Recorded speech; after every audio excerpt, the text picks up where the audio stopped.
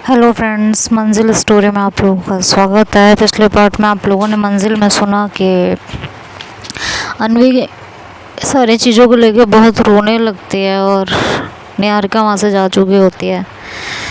इधर ईशा भी बस में बैठ चुकी होती है, ऑलरेडी आधा रास्ता तय कर चुकी होती है और बहुत रो रही होती है, बहुत कोस रही होती है चीज़ों को लेके, निहारिका को, अनवी को बहुत ही भला बुरा कह रही होती है।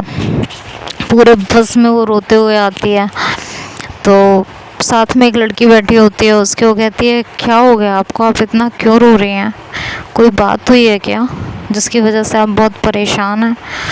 तो ईशा कहती है नहीं कुछ नहीं। कहती हैं आप चाहें तो मुझसे शेयर कर सकते हैं। तो ईशा कहती है एक फ्री की एडवाइस दूंगी बस आपको।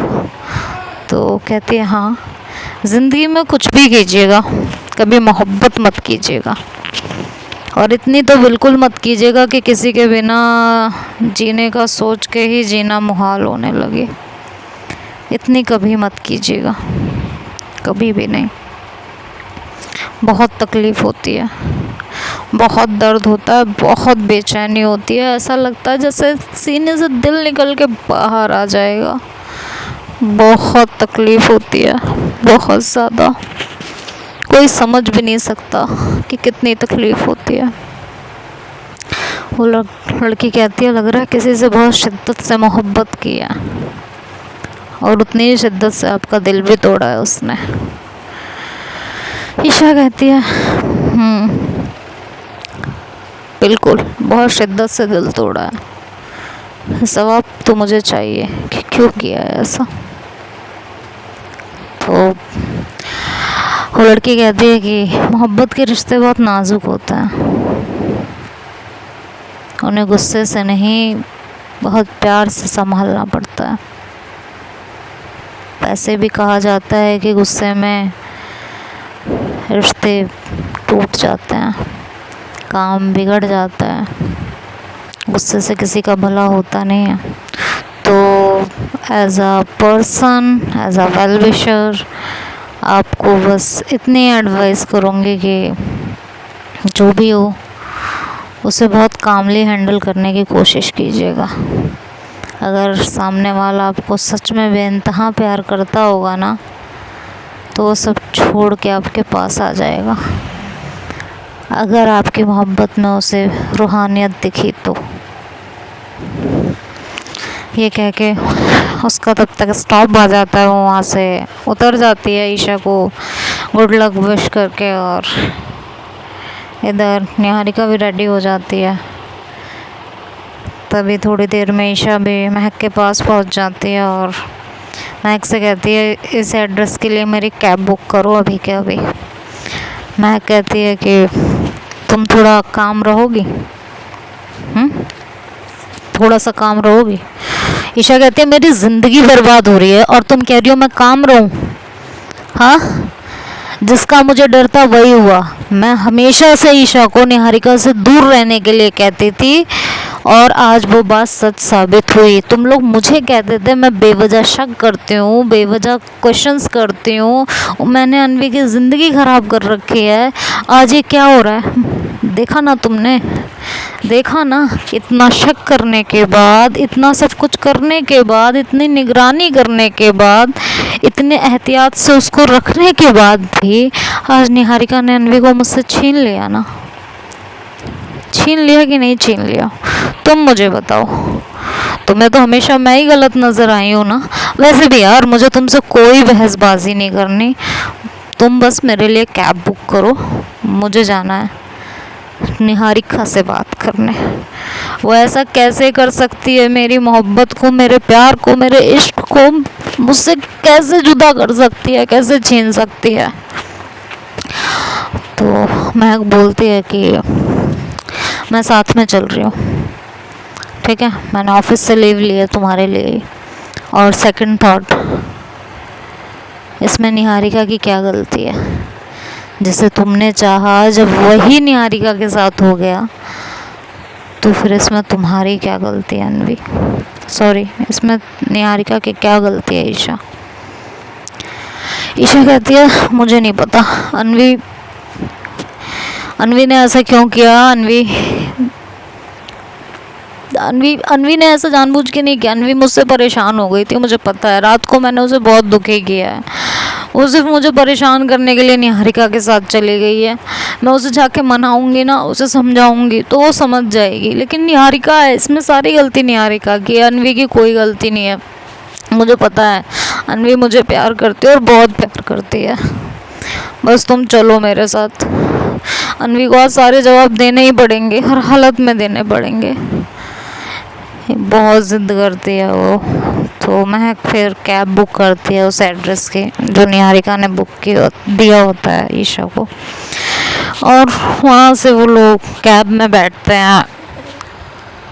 इधर अनवी फिर से निहारिका के पास जाती है और कहती है निहारिका निहारिका प्लीज़ मेरी बात सुनो।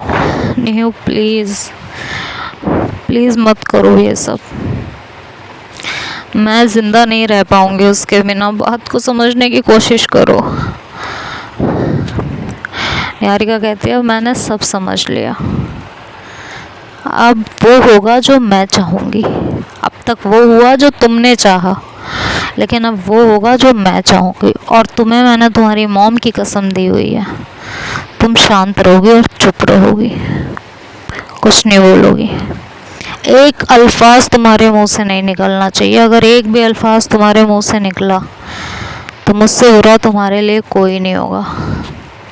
इस बात को याद रखना, अच्छे से याद रखना, ठीक है। मुझसे बुरा तुम्हारे लिए कोई भी नहीं होगा। कहती है तुम ऐसा क्यों बोल रही हो नीहू, प्लीज़ यार मैं तुम्हें नहीं खोना चाहती हूँ। बात को समझ क्यों नहीं रही हो यार, क्यों मेरी ज़िंदगी की ऐसी तैसी करके रखी हुई है। ज़िंदगी झंड करके रखती है। निहारिका कहती है चिल्लाओ मत, अगर चिल्लाने से चीज़ें सही हो जाए ना तो मैं तुमसे ज़्यादा चिल्ला सकती हूँ। अनवी समझ में आया हो तुमको? बोल दिया ना, तुम्हें मेरे साथ रहना है तो मेरे साथ रहना है, दैट्स इट। तो अनवी कहती है नहीं रहना है, बिल्कुल नहीं रहूँगी और तुम्हारे बस में जो आए तुम कर लो। तो निहारिका कहती है मतलब तुम मेरी बात नहीं मानोगी? तन्वी कहती है नहीं। कहती है मॉम की कसम भी नहीं मानोगी? कहती कसम तो तुमने इसलिए दी है ना कि मैं ईशा के सामने कुछ बोलूँ नहीं। ठीक है नहीं बोलूँगी। मेरी मोहब्बत में इतनी ताकत तो है कि ईशा तुम्हारी बकवास बातों पे कभी बिलीव नहीं करेगी।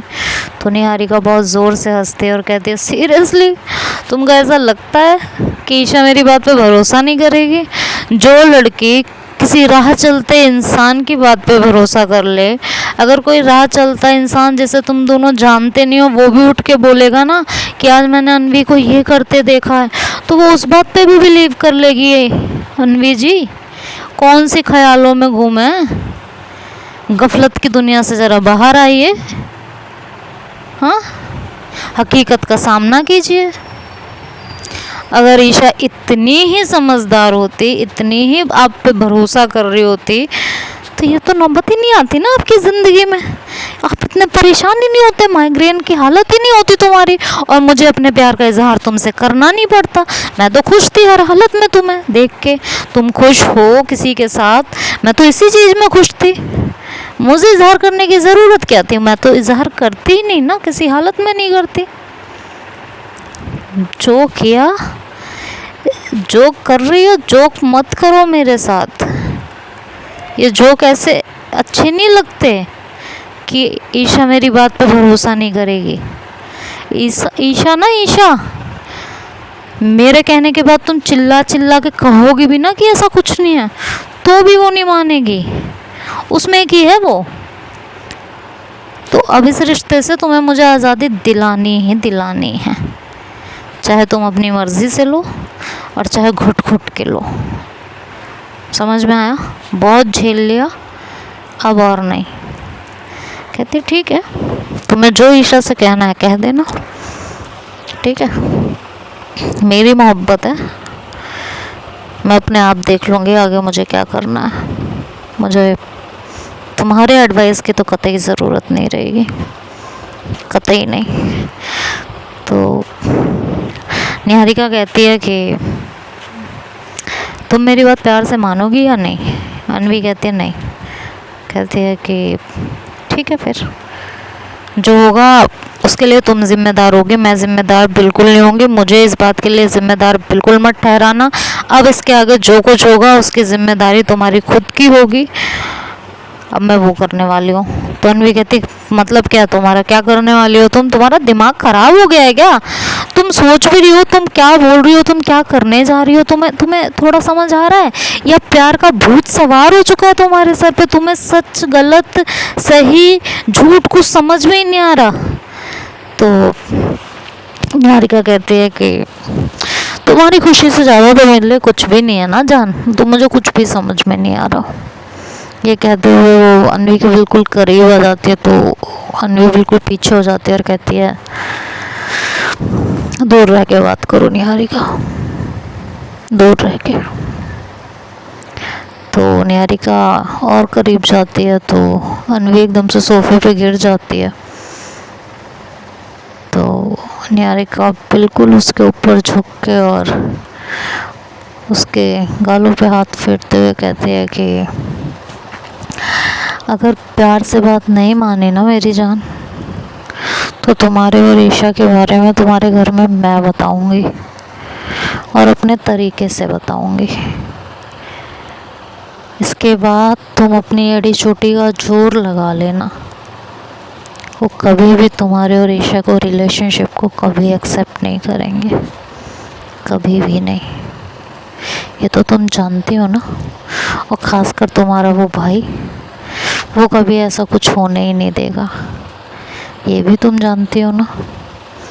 तो अब तुम्हें मेरी बात आराम से माननी है या नहीं माननी, ये तुम्हारे हाथ में है।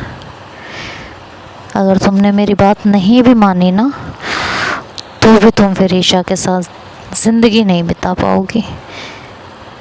ये मैं श्योरिटी देती हूँ तुम्हें। आई विल मेक श्योर कि अगर तुमने मेरी बात नहीं मानी तो तुम ईशा के साथ तो कभी नहीं रह पाओगी। अनवी बोलते यार निहारिका, निहारिका ईशा मेरी गर्लफ्रेंड है, ईशा मेरा प्यार है, ईशा मेरे साथ कैसे रहती है, मुझे कितना तंग करती है, क्या करती है, ये सब मेरा मैटर है। तुम्हें क्यों नहीं समझ में आ रहा? तो निहारिका कहती है जी नहीं, अब ये सिर्फ तुम्हारा मैटर नहीं है, दोस्त हो तुम मेरी मोहब्बत हो तुम। तुम्हें तकलीफ़ में तुम्हें नहीं देख सकती, कभी नहीं देख सकती। इतनी देर में डोरबेल बजती है निहारिका के घर की। तो निहारिका जाके डोर ओपन करती है तो देखती है कि सामने महक और ईशा खड़े होते हैं। ईशा जैसे ही निहारिका को देखती है वो उसे ज़ोर से धक्का मारती है और कहती है हाउ डेयर यू निहारिका, तुम्हारी हिम्मत कैसे हुई इस तरह का काम करने की। निहारिका के पापा घर में ही होते हैं तो निहारिका एकदम से ईशा का हाथ पकड़ती है और कहती है शट अप, बिल्कुल चुप रहना, मेरे पापा घर के अंदर है और अगर कोई भी तमाशा किया ना तुमने इस घर के अंदर तो मुझसे बुरा कोई होगा नहीं तुम्हारे लिए, ये याद रखना अच्छे से।